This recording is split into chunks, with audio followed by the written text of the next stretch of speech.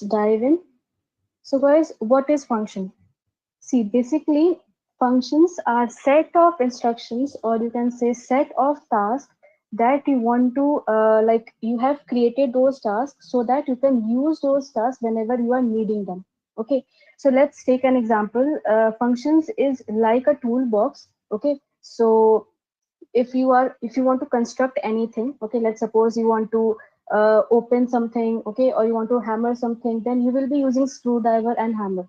Okay, so same thing in Python, that we are having some set of tasks, or you can say set of instructions that we will be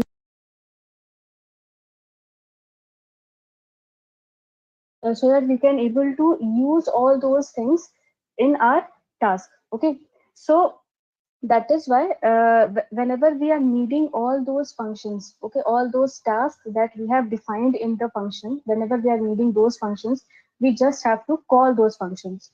Okay, so guys, in Python, basically functions are two types, that is user defined function and built-in function. So guys, let's discuss what is user defined function and built-in function in detail. So guys, user defined function basically means that there are those functions that user is defining, okay, or you can say we are defining. Okay, so let's suppose you want to create a function that can do your task. Okay, whatever you have defined inside those functions, you have to create a function that can do those particular set of tasks.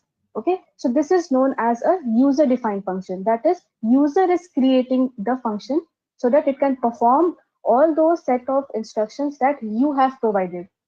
Okay, and if we talk about built-in functions, so built-in functions, guys, are those set of functions that Python is providing us. Okay, by default in Python, they are being created by default, and they are providing us so that we can use those kinds of functions in our program, or you can say in your code. Okay, so I think guys, you are familiar with some min function or max function. If you want to calculate minimum value, you will be using min function. Okay, if you want to calculate maximum value or average value, you can use mean function or max function.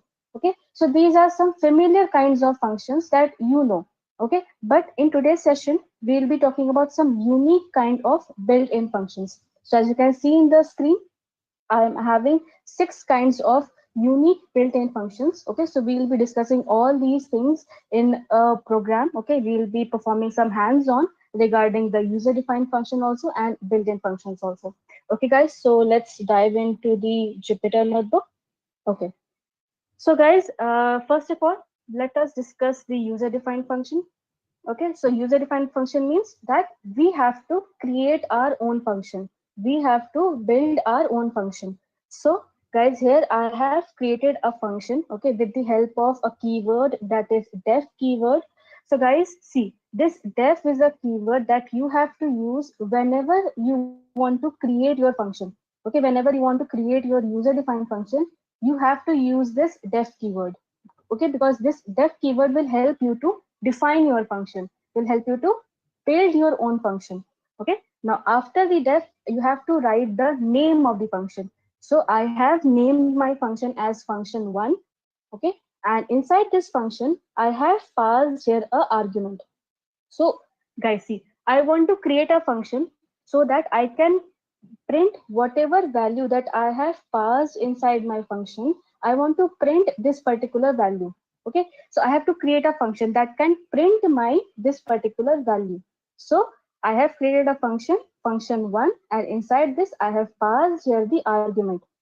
And inside this function, now see, this colon is written. So this colon means now you are inside your function.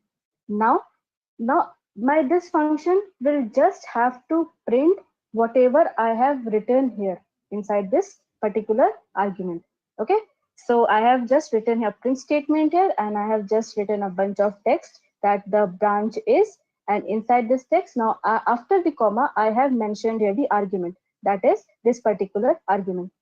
So this print statement will print my argument, that is this thing, whenever I call my function1. Okay, so let me run this cell. Now, now I am just calling my function, that is function1, and inside this I have passed here a string argument. That is, then I have assigned my this particular value, that is computer science, to this particular argument, that is name. Okay, so when I call this function, so the output is the branch is, that is this text, and then the name that I have passed inside my function. So guys, this is a kind of user defined function. I have created a function that can print whatever element that I will be passing inside my function. So this is a kind of user defined function. You can alter this particular function, whatever, like whatever your uh, task is saying, that like you want to create a function to add something, or you want to create a function to return some kind of particular value. So you can create your own function. Okay, so guys, in this particular example, we have like we have worked with a string type of variable, that is I have passed here a string kind of vector. Now I want to create a function that can add my two integer values or any numeric kind of value. Okay, so I have again used this def keyword so that I can create my own function. So def, and then I have named my function as function2. Okay, now inside this function, I have passed here two attributes, two parameters, that is a and b, because I want to create a function that can add these two particular values. Okay, so for assigning those values, we have to pass here some variables. So I have written here a comma b. Now inside this function, now I just want to create a function that can add my these two particular variables. So I have just returned a particular statement, that is I should get a return value as a plus b, which means it will return me a summation of a and b. Okay, so if I run this cell, now after creating this function, now I'm just calling this function, that is function2. So I'm just calling this function here, and inside this function I have passed here my a variable and b variable. So my a variable is 2 and my b variable is 4. Okay, so if I run this cell, so as you can see, the output is 6, which means whatever values we pass inside my function2, it will just add these two values and then it will return me the output. Okay, if you want to use any double data type also, you can also use float data type here. It can take any numeric value. Okay, because I have used here plus symbol, which means it will add my a and b. Okay, so guys, this is all about our user defined function. You can create your own bunch of tasks and you can just write that inside your user defined functions. Okay, and whenever you need those set of tasks, just call that particular function on that particular position. So it will be just calling your all the tasks that I have mentioned inside my function. Okay, so guys, this is all about our user defined function. Now let's talk about some built-in functions. So guys, as in our slides, I have discussed that we will be discussing some 6 unique kind of built-in functions. Okay, so guys, our first built-in function is apps function. So what is this apps function?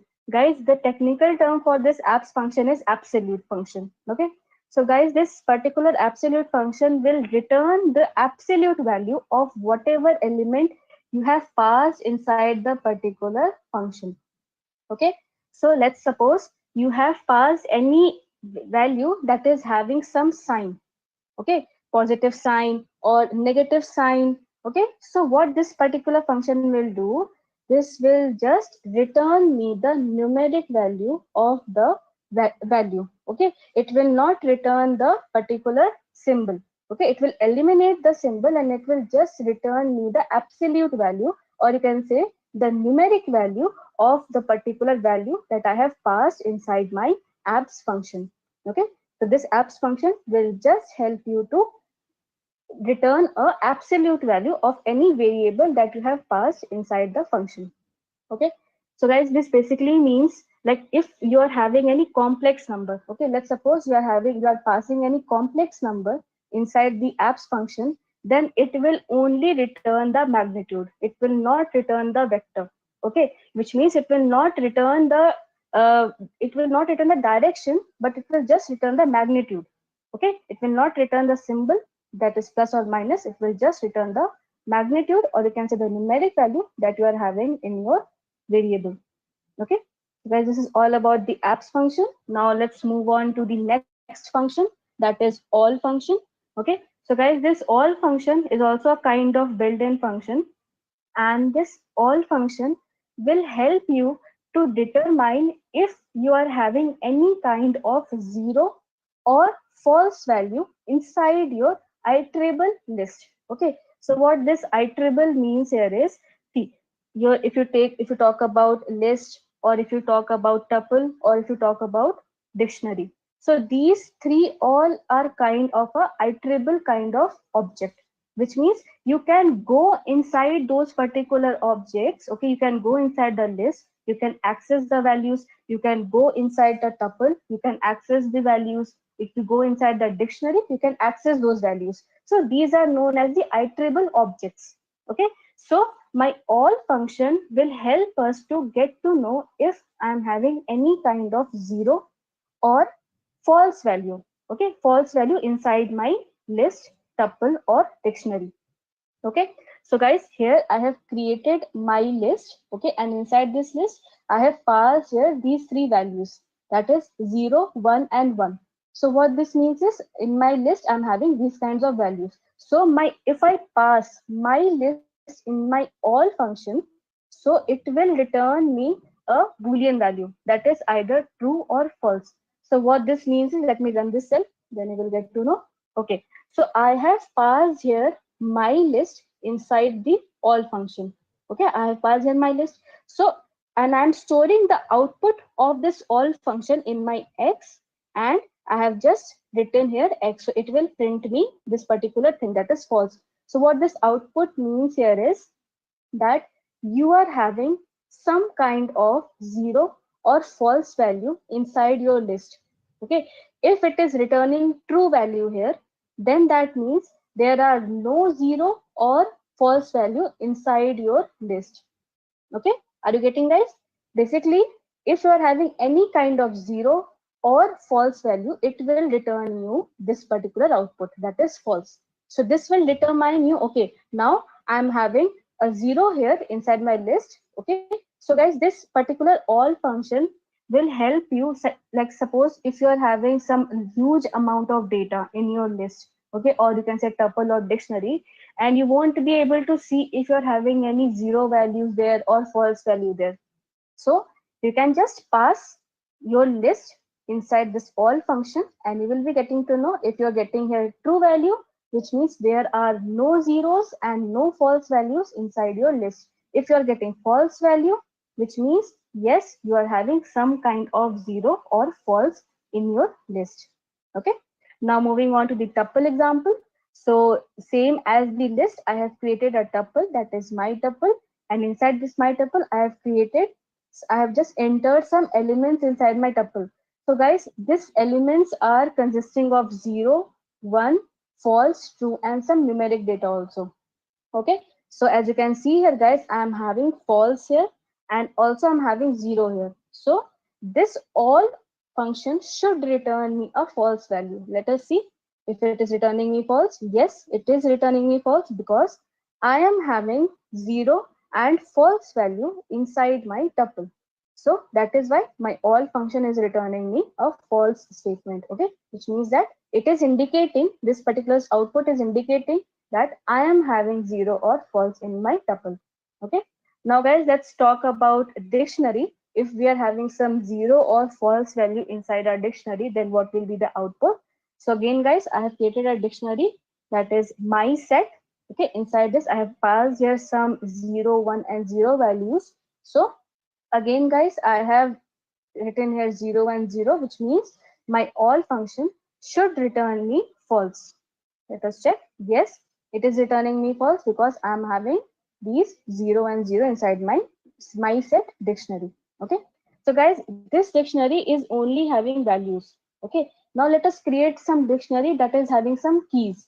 Okay. So see, this is my dict. Okay. And inside this, I have passed here the key, okay, and the value for that particular key. Okay, so this is my first key, and the value for this key is apple. This is my second key, and the value for this key is orange. Okay, so guys, here also the all function will just check if I'm having any kind of zero or false in my dictionary. Okay, so guys, here as you can see here, I have labeled my key as 0 here, which means that my all function should return me a false value because I'm having 0 as my key inside my dictionary. So as you can see here, it is returning me false, which means that you are having some kind of 0 value present in your dictionary. Okay, now when it will return me true value, when my all function will return me true value, it will return me true value when I'm not having any kind of zero or false value. Okay, so as you can see here guys, I have created another list, and inside this list I have not passed any zero or false value. I have only passed here all the numeric data, and i am just I am just calling this particular all function, and inside this all function I have passed here my list one. Okay, and I am just printing whatever output that it is providing me, that is this syntax is providing me. I am just printing this particular value. So if I run this cell, so as you can see here, the output is true now, which means that I am not having any kind of zero or false value present in my list. Okay, if I talk about empty list, so guys, if you are passing your list as empty. Okay, I have created an empty list here. You can also do this thing with tuple also, with dictionary also. If you have passed an empty list or empty tuple or empty dictionary inside this all function, then also guys, it will be returning you true value. Why?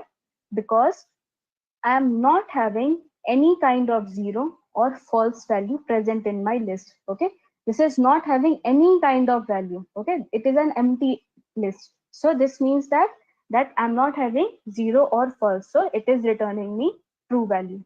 Okay, so guys, the summary is that all function will help you to get to know if you are having any kind of zero or false value present in your iterable objects. Okay, and guys, what iterable objects means that which in which you can go inside those objects and you can access those objects. Okay, like list, tuple, and dictionary. Okay, so guys, this is all about the all function. Now let's talk about our third function, that is any function. Okay, so guys, this any function is also a kind, it is similar to all function, but here is the main difference between any and all is that if you are having any zero inside your list, okay, if you are having any kind of zero here, and you are also having some numeric data also, and or any kind of element you are having, then also it will return you true. Okay, if you are having all the values, if you are having all the values as zero or false, then only it will return you false value. Okay, so as you can see here guys, in this list I am not having any kind of zero or false value, so it is returning me true, this any function. Okay, I have passed here this any function, and inside this function I have passed my list one. Okay, now let's talk about this list. So I've created another list, and inside this list guys, I'm having some kind of data, and also I'm having zero value here. Okay, so if I'm printing the output of any function, so this thing will return me true. Why? Because in my list 2, I am having a combination of zero values and some elements. Okay. So if I'm having all values as zero, then only it will return me false. So guys, as you can see in this list 3, I have passed here all the elements as zero, and I have just printed the output of this any function. So this any function is printing as false. So what does this means is that all the values that are present in your list 3 are having zero values or false values. Okay, you can guys, you can also do these operations in tuple also, in dictionary also. Okay, I have taken only list here for the any function. You can also create your own tuple, and you can check like what is the output for the tuple and for the dictionary also. Okay, if you are having all values as zero, then only you will be getting this particular output. If you are having any one variable, any one element as zero or false, then it will be returning you true. Why? Because my any function can only detect false value if if the all values are false or zero. Okay, so this is the main difference between any and all. in any function, if you are having all values as 0, then only you will be returning the false. And in all function, if any one value is 0 or false, okay, then it will return you false value. Okay, in all function it is necessary to have all the values as true, or you can say all the values, or must be having some kind of values other than 0 or false, then only it will be returning me true value. Okay. Okay guys, so we are done with our any function also. So now, guys, our fourth function is asci function.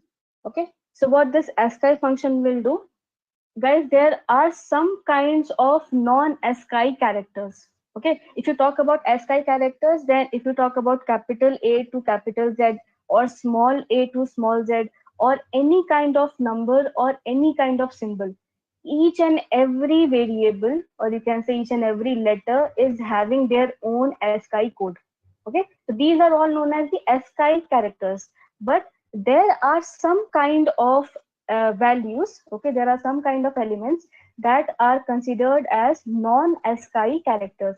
That is, if you take this example, okay, so this A is a kind of non-ASCII characters. Okay, this thing is also known as non-ASCII character. Okay, so my ASCII function will help me to convert these kinds of non-ASCII characters into a ASCII character. Okay, so if I run this cell, see in my ASCII function, I have passed here the bunch of text, that is my name is, and inside this particular variable, I have passed here some non-ASCII characters. Okay, so what this ASCII function will do, it will convert my non-ASCII character into the ASCII code. Okay, let us see what is the output. So as you can see, the output is my name is and ST is written. These are considered as the ASCII character. Now, for the A, this kind of A, this is the ASCII value for this particular symbol. Okay, for this particular non-ASCII character, this is the converted value of the ASCII value. Okay, if you talk about this thing, then also we are getting some kind of ASCII value for this particular character. Okay, so guys, this ASCII function will just help you to convert your non-ASCII character into the ASCII character. Okay, now moving on to our fifth function, that is bin function. Okay, so guys, this bin function means binary function. Okay, so what this binary function will do, binary function will just help you to convert your number into a binary format. Okay, that is into zeros and ones. So guys, and also in this binary function, you can only pass the integer value only. You cannot pass here any float value or string value or any different other value, boolean value, anything. You cannot pass here any other value. You can only pass the integer value, okay, inside my binary function, that is bin function. And I'm storing the output of this particular bin function inside the x. And if I view my x, so as you can see, the output is coming as the binary value for 34 is 1001010. Okay, and if you talk about this 0b, so guys, this 0b is the prefix that we are getting by using the binary function. Okay, so whenever you write any numeric value here, any numeric value, you will be first getting this prefix here, that is 0b, and after this thing you will be getting your numeric value of that particular number. Okay, so if you want to calculate some binary values for some bunch of numbers, you can just pass here the number and you will be getting your bunch of different binary values for that particular number, that particular integer number. Okay, you cannot pass here float values or string values. You can only pass here the integer values. Okay. Okay guys, so now let's talk about our sixth function, that is bool function. So guys, bool function is also a kind of built-in functions, and guys, this bool function is also known as boolean function. Okay, so what this boolean function will do, it will help me to get the boolean value of those particular elements that I have passed inside my bool function. Okay, so guys, as you can see here, in my bool function, I have passed here a list of values. Okay. And inside this list, I am having these set of values, that is 0, 12, 43. Okay. So now if I run this cell, so as you can see, I am getting true value. Why? Because I am having some kind of data inside my bool function. Okay. I'm having some kind of, see, I have written here 0 here. Okay. So 0 is also considered as a element of this particular list. Okay. It will not say, okay, I'm getting 0 here, so that I have to print my false value. No, it is not like that. Your 0 will also considered as a part of the elements inside your list. Okay. So this bool function will return you true value if you are having any kind of elements inside your list or tuple or dictionary or any value you pass here. Okay. If I pass here 45 also, then also I will be getting true value because I have passed some kind of element inside my bool function. Okay. So guys, again, in the bool function, if I pass here 0, so 0 means there are some false value or 0 value. Okay, I have only passed a 0. I have not passed this particular 0 inside a list or tuple or dictionary. I have just passed a 0. So what this will return? This will return me false, which means that it will just return me the boolean value of this particular thing. Okay, if I write here 1, then it will return me true because the boolean value for any this other variable will be true, and if I pass here 0, then it will return me false value.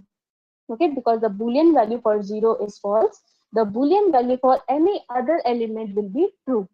Okay, because I'm having some kind of elements inside my list, tuple or dictionary. Okay, you can pass here tuples also, you can pass here dictionary also, you can also pass here the boolean value also. It will be just returning you the exact value. If you pass here true, you'll be getting true here. If you pass here false, you'll be getting false value here. Okay, so guys, this is all about our built-in functions and our user-defined functions. Now guys, there is also a function that is known as lambda function. Okay, so what is lambda function? Right, basically in Python, lambda function means it is an anonymous code. Okay, this is an anonymous function which is having no name. Okay, in lambda function, we don't initialize any name for the particular function. We just write the statement of the function and that's it. Okay, and we will be just assigning those particular statement to a variable, and whenever we are needing those particular lambda function, we will just call that particular variable. Okay, we don't have any name to that particular function. If you check this built-in functions also, we are having some kind of function name. Okay, this is the function name. Bool is a kind of function name. If you talk about any is a kind of function name. If you talk about user defined function also, this function one and function 2, these are the names of the function. Whenever we want to use these set of tasks, so I have to call this particular function name, that is function 1 or function 2. Okay, but here in the lambda function, we don't have to provide any name to the lambda function because lambda function is a kind of anonymous function. Okay, it is not having any kind of name. We will be just writing the statement of the function, and we will be just assigning those statement to a variable, and whenever I want to pass, whenever I want to call this lambda function, we will be just using the variable. Okay, so guys, let us see what is the use case for this particular lambda function. So guys, let us create a lambda function that can double the value of any element that I have passed inside my variable. Okay, so I have created a variable here, guys. This is double name. You can rename anything like that. You can write here D also. You can write any name here. I have written double. So inside this double, now I have created a lambda function. Okay, so for creating a lambda function, you have to just write the keyword, that is lambda, and after this, after writing the lambda, you have to mention the attributes. Okay, whatever attributes you want to pass inside the function. Okay, so here I am using only x value here, so that is why I passed it x. Now after the colon, I have to specify here the statement of the function. Whatever task you want to perform from the function, you have to just write the task here. So I just want to multiply my whatever value I pass here. I want to multiply that value with 2 here. So I've written here x multiply by 2. Okay. And I'm stored that thing in double variable. Okay. So whenever I want to call this lambda function, okay, this is the lambda function. Whenever I want to call this function, I have to call this particular variable. Then only I can able to call this lambda function. Okay, because why? Because we have stored this lambda function inside this variable, that is double variable. Okay, and I am just printing this double variable. Okay, I am calling this double variable here, and inside this double variable I have passed here a value that is 5. So what this 5 will do, 5 will get assigned to x value here, and it will just perform this particular statement, this particular task. So the task is 5 multiplied by 2. So as you can guess here, the output B will be 10. Okay. So that means that we are not using any kind of name of the function. This is anonymous function. And I have stored this anonymous function inside a variable that is double. And whenever I want to use this anonymous function, I am just using the variable here. Okay, and inside this variable I have just passed here a value so that I can assign this value to this particular attribute, and it can perform this particular task. Okay, and let's guys discuss the second example. So let us create a lambda function that will perform the squaring of a particular number. Okay, again guys, I have created a variable that is square variable, and inside this variable I have created a lambda function. Okay, and inside this lambda function I have passed here a value that is x value, and again the task is x multiplied by x, which means it will calculate the square of this particular value. Okay, and now again inside this square variable, okay, I have passed here a floating variable that is 5.5. Okay, and it will just assign this particular value to x variable, and it will perform this particular set of tasks. So if I run this cell, so as you can see, our output is 30.25, which means it is calculating the square of whatever element, whatever numeric value I am writing here. Okay, and it is just assigning this value to x here, and it is just performing this particular set of tasks. Okay, so guys, let us create another function that can add some values. Okay, so guys, here I have created a function, not function, I have created a variable here that is add, and inside this add I have created a lambda function. So inside this lambda I have passed here two values because I want to create a lambda function that can add my these two variables. So I have passed here a comma b, and the task is that to add these a and b. Okay, and it will return me the output of a plus b. Okay, and while calling I have just used this add variable, and then I have just passed here 2 and 3. So this 2 will get assigned to a, and this 3 will get assigned to b, and it will perform this particular set of tasks. If I run this cell, so as you can see here, I'm getting the output as 5. Okay, so guys, let me discuss some advantages and disadvantages of Lambda and your normal user-defined function.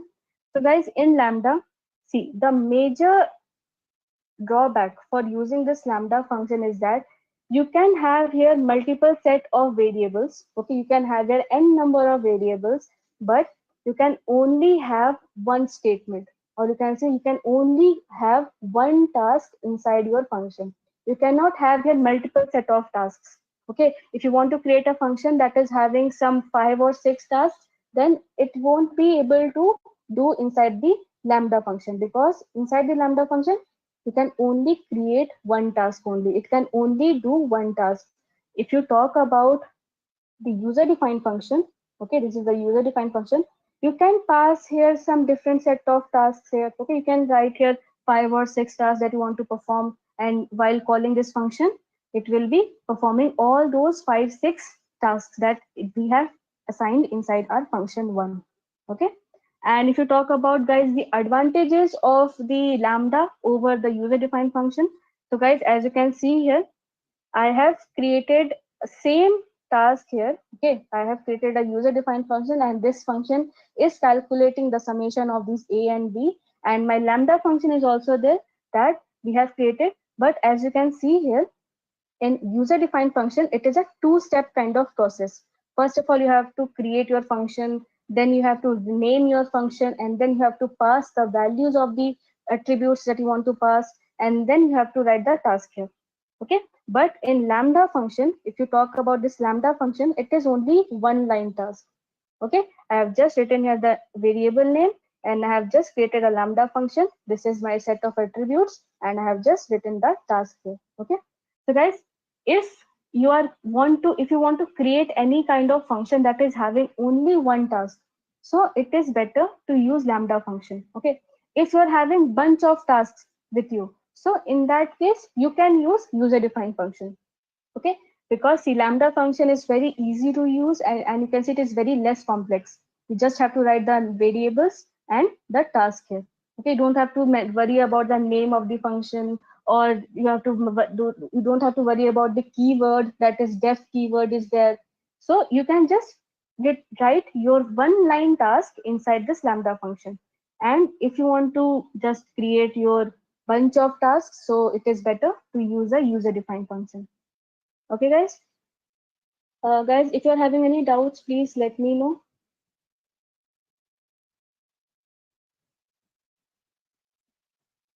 Deepika, you are asking how we will call the lambda function. I think I have answered your question here.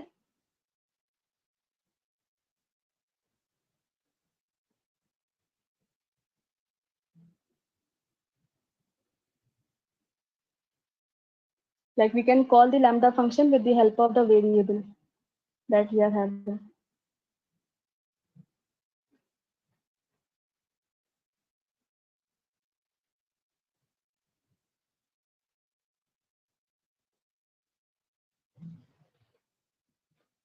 Okay, Ravi Shankar is asking, can you give some real life use cases of normal and lambda function, and in which situation what should be used? Okay, Ravi. So see, basically, if you want to create some kind of function that is only having one task, okay, that is only having one kind of instruction, so in that case you can use lambda function. Okay, but if you're having some hefty task, let's say you want to have some 5 or 6 set of tasks inside your function, then in that case it is better to use the user defined function. Okay.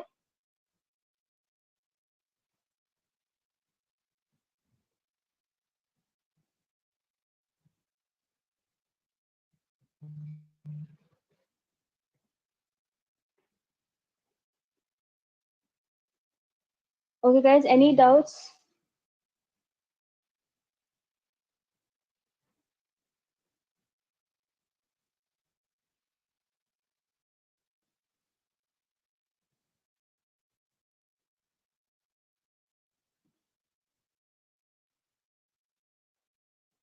Okay, Ravi is asking, can you give project-based example like a real-time use case of Lambda? Okay, see, basically, let's take an example. You are working with some kind of data set, okay? And in your data set, you want to just take a look like how many NA values you are having in your data frame, okay?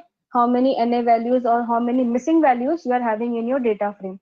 So in that case, what you can do, this is only a one line task. You just have to know like how many NA values or missing values you are having in your task, okay, in your data frame.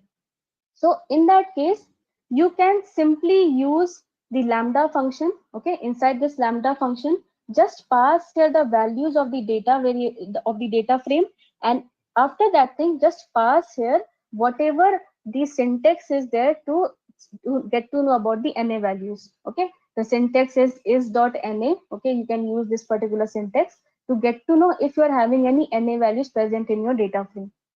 Okay. So you can just use the lambda function there if you want to use only one task. Okay, if you want to do only one task in a real world scenario, you can just use the lambda function.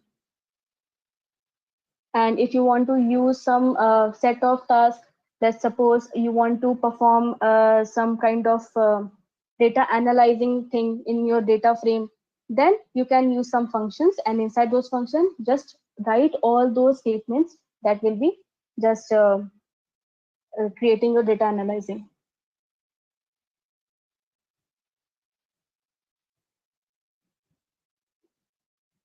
Okay, Trupti is asking, can we use multiple lambdas in one program? For instance, if I want to create calculator, can I use multiple lambdas for multiple tasks in one program? Yes, Trupti. See, in this particular Jupyter notebook, you can create your particular lambda functions there, okay, addition, subtraction, multiplication, and division, and then just call these values whenever you want to calculate the addition or subtraction or multiplication or division. Okay, you can use multiple set of lambda.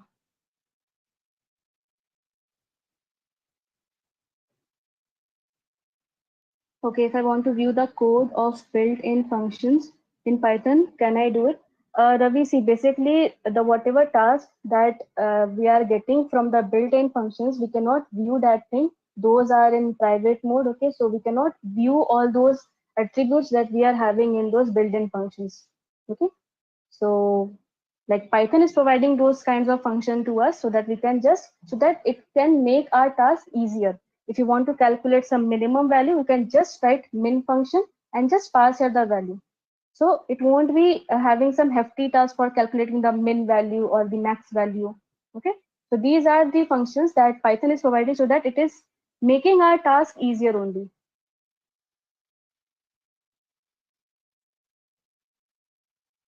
Okay, can I override the built-in functions in Python?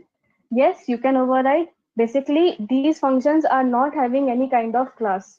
Okay, so you can use n number of times or these built-in functions. Okay, Ravi?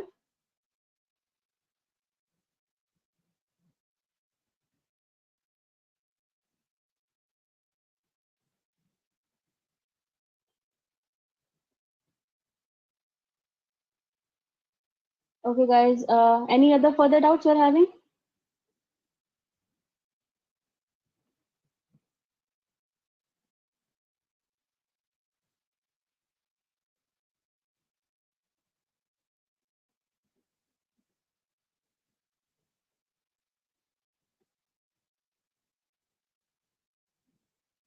Okay, you are asking, Trupti is asking, can you show one example of user input along with Lambda? Trupti, see, basically, if you check this particular Lambda function, I have passed here the user defined function only. Okay, these 2 and 3, the user is only passing these values. So it is known as the user input that I am passing these values here.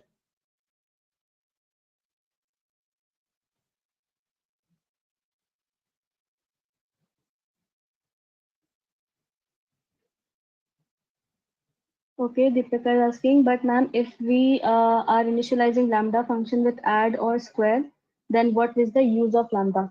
Okay, Deepika, see, basically you have created your lambda here, okay, and you have passed your add, subtraction, or any other function that you want to create. Then let's suppose you want to use this particular function in a different program, okay, in a different set of tasks.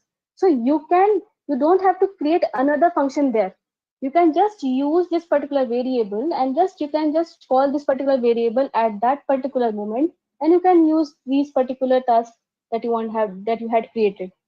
Okay, so it is the use of the lambda function that whenever you want to use these set of tasks, okay, this only single task, then you can just call this particular variable at that position where you are needing.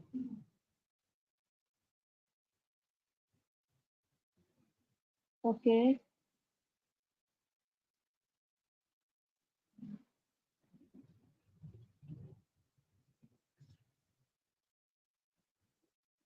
Okay, Ravi is asking, can I use lambda function inside the user defined function? Is it possible? See, Ravi, basically lambda function is different thing and user defined function is different thing. Okay, so you cannot concatenate these two kinds of things in a single program. Lambda function is a different kind of functions. Okay, they don't come under types of functions. Under types of functions, they are only having user defined and built-in functions. Okay, lambda function is a kind of exception. You can say anonymous kind of functions they are. Okay, so the set of tasks is different for lambda and set of the user defined function is different. Okay, Sidesh is asking what is the difference between return and print function. Okay, so guys, basically your print statement will print whatever values. Let me show you the statement. Okay, your print statement will print whatever values you are having in your print function. Okay, and return will not print anything. It will be just returning the value. Okay, but your print statement will printing the value. Okay, printing is different thing and returning is different thing. Like in print statement you can pass your syntax here also. Okay, your string values also here, and your different kinds of data you can pass here. You can pass here the string values, you can pass here the variables. Okay, but in return you can only pass one type of variable. Okay, you cannot pass here strings also and the variables also and numbers also. You cannot pass all these kinds of things. Return will only return one kind of data, but your print statement can return bunch of text also and the value also.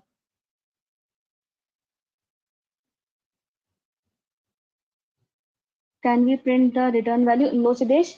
See, print, you cannot print this return value here. Okay, you cannot print this return value inside the print statement. Returning is different. It is returning this thing. Okay, and like suppose C. Let me write here. If I write here C equals to A plus B. Okay, and then inside this return I am just writing here C here. So what this will do? This will also return me the C value, that is this thing.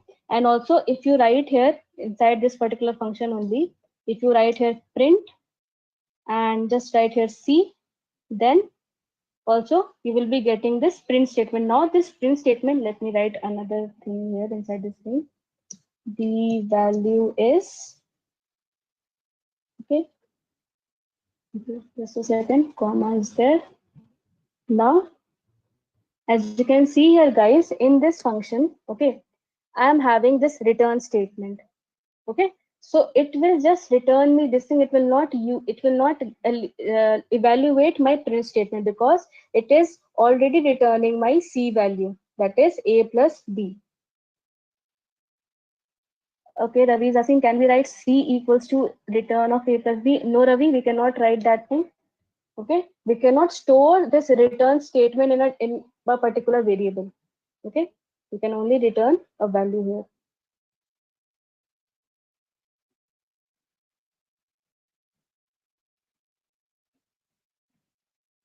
Deepika is asking, if we write print out of the indentation, will print?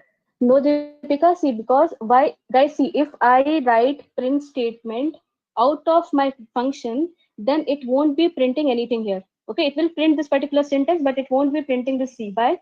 Because my C, it has been defined inside my function.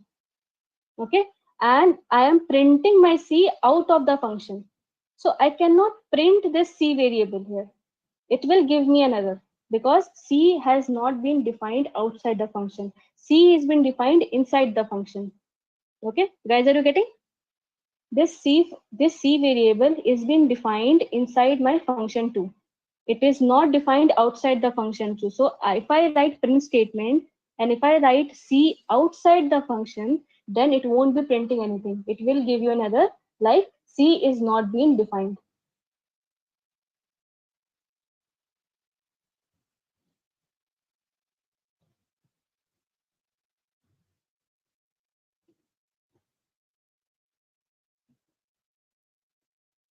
Okay, Deepika is asking, is there any built-in function for hexadecimal or octal conversation? Okay, so you're asking about hexadecimal and octal. Okay, so till now, see, you cannot use any kind of hexadecimal or octal values inside your functions. You can only use integer values, floating values, string values. Okay, these are the keywords. Okay, these are the basic types of data types that you are having in Python. So you cannot use this hexadecimal and octal values inside these functions. Okay, Ravi is asking, can we write C equals to, okay, so Ravi is saying that, can we write C equals to function of 2? You can write, but what will happen then? This 6 will get assigned to C here. Okay, so if I run this cell, now you won't be getting any output because the output is now getting stored inside my C variable. So if I just write here C, then I will be getting the output.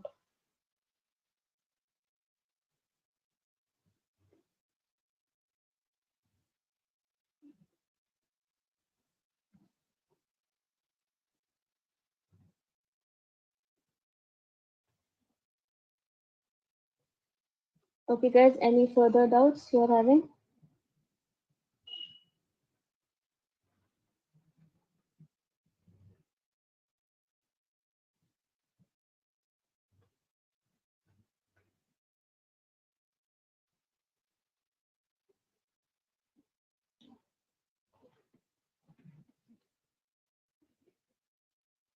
Okay guys, I think there are no further doubts. So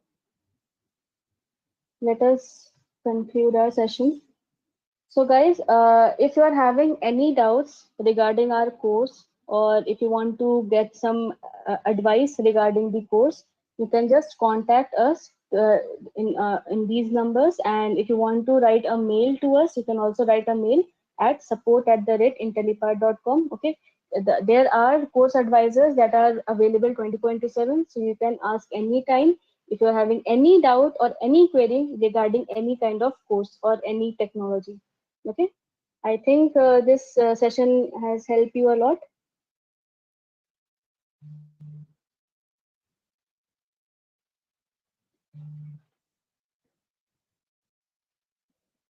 Okay, guys, let me walk you through the Intellipaat's course page. Let me just go to the Google.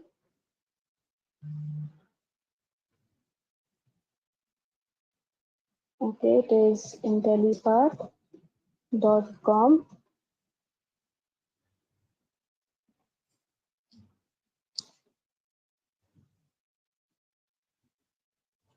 Okay, guys, so if you want, let me just see, these are the some courses that you can take. Okay, if you talk about Python, so let me walk you through the Python course.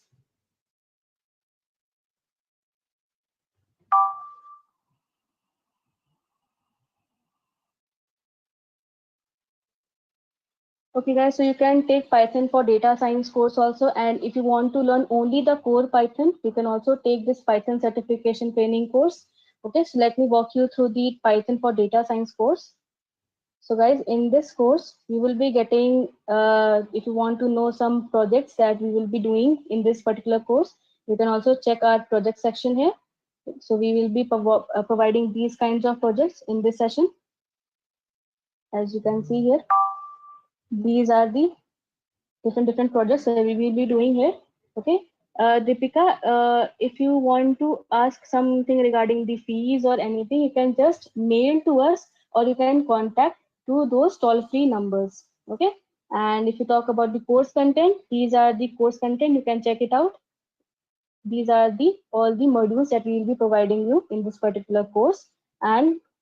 And guys, let me tell you, like you can also use the YouTube 30 code. Okay, if you want a 30% discount on these particular courses, you can just use the coupon code as YouTube 30. So you'll be getting a 30% discount on these particular courses.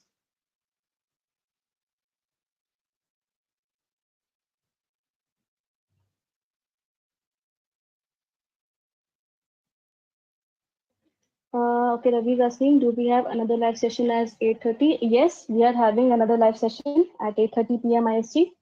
So you can also join that particular session to get to know more about Python.